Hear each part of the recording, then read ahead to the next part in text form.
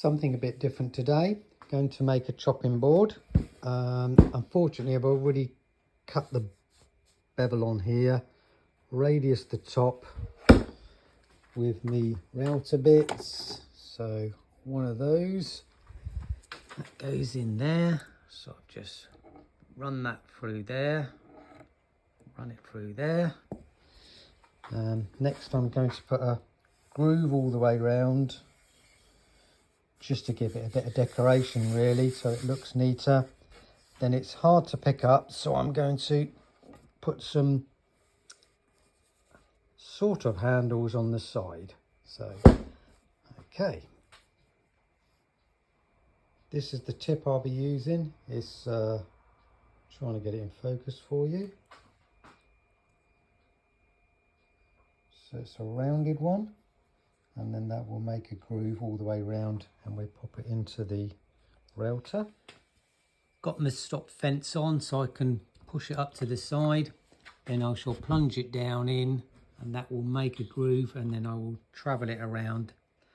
The corners are a bit tricky because you have to just take your time to line them up, but we'll give all this a bit sand where the router's not quite caught it there, and it'll just go all the way round.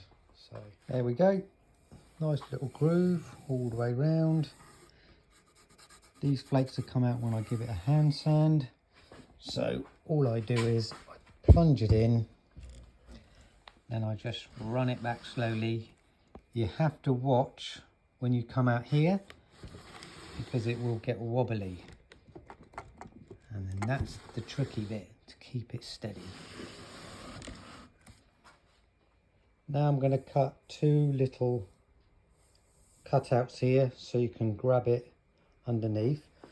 I made a jig over here ages ago, so here we go. There's my little template.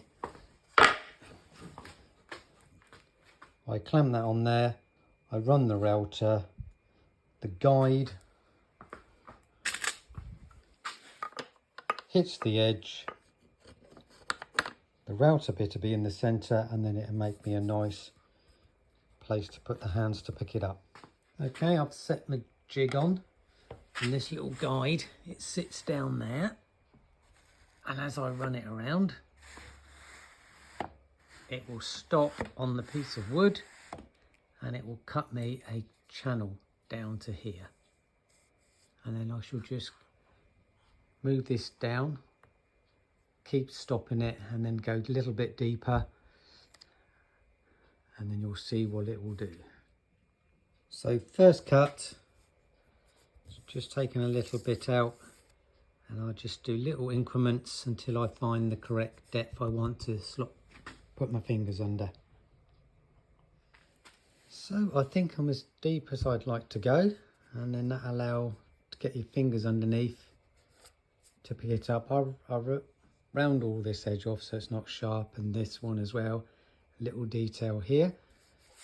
So turn the jig round, just do this side, and then I'll have a good sand up, getting rid of these sharp edges. Right, the other side is done. All these little router marks we'll just clean up with a piece of sandpaper or a chisel. There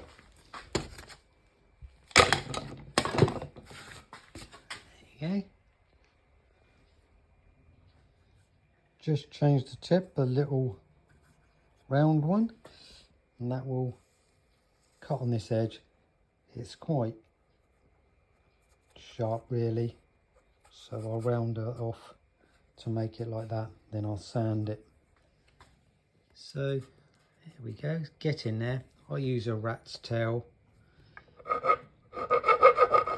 just to get in these bits, but then I'll go over with sandpaper. I'll put a bit of sandpaper on the end of this to get in here, and the other side's the same. So it's all sanded, can't feel any sharp bits, so I'm going to let it go at that. I'm going to put some oil on it now. So I'm going to stain it now. This is just a worktop oil with antibacterial in it. Nothing special. Lint 3-piece of cloth, so hasn't been used for some time.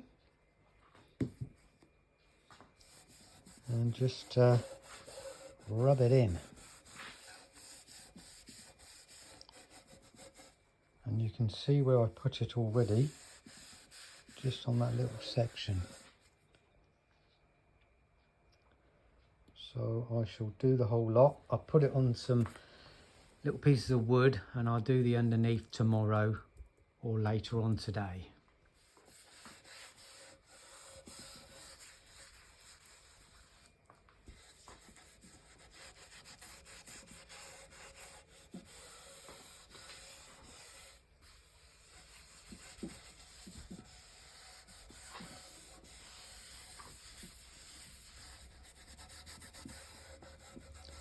It's going to soak in, so I'm not too bothered how much is going on.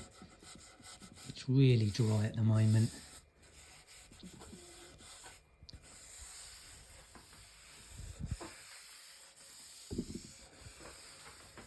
It may not take all day actually, it may take a couple of hours for that to soak in.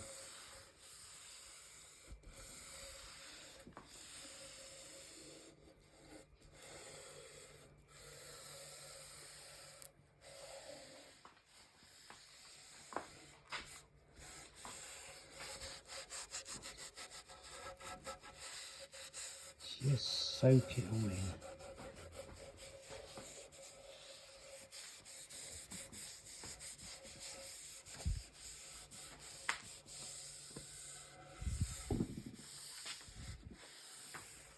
Look at that.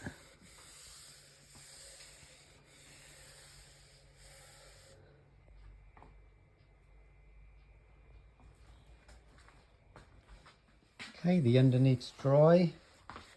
Most important is try and get it in these bits here. I might have to get a little paintbrush in there if my fingers are not going to get in there.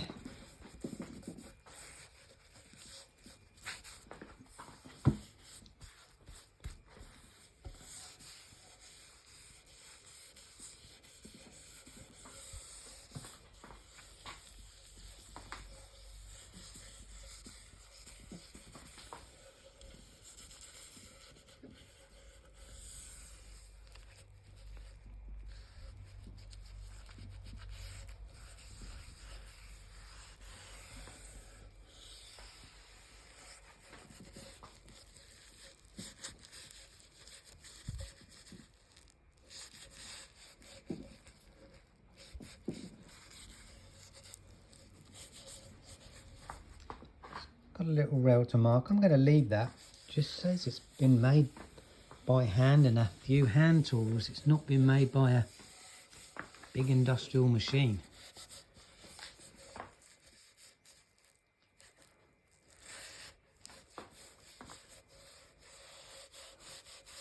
No expensive tools in this workshop, just tools you buy off the shelf.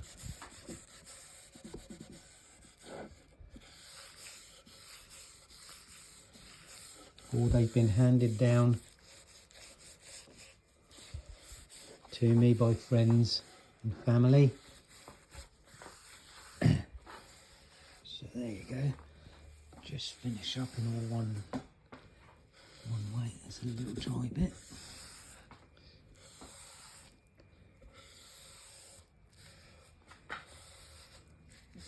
There's a little dry bit right in there.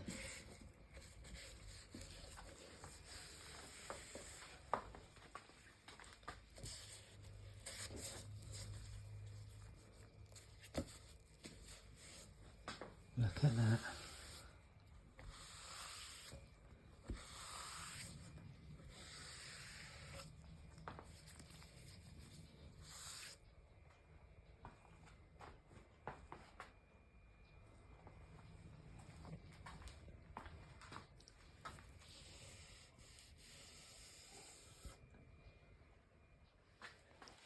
Okay, that's all at its oil on. So the handles are here, so when you go to pick it up, you've got something to put your fingers underneath, especially if it's got something on it. You don't want it slipping out. So I've actually made this for somebody who I haven't met yet, but I'm due to meet at the end of this month on a course going on, and I'm just going to take this as a gift more than anything.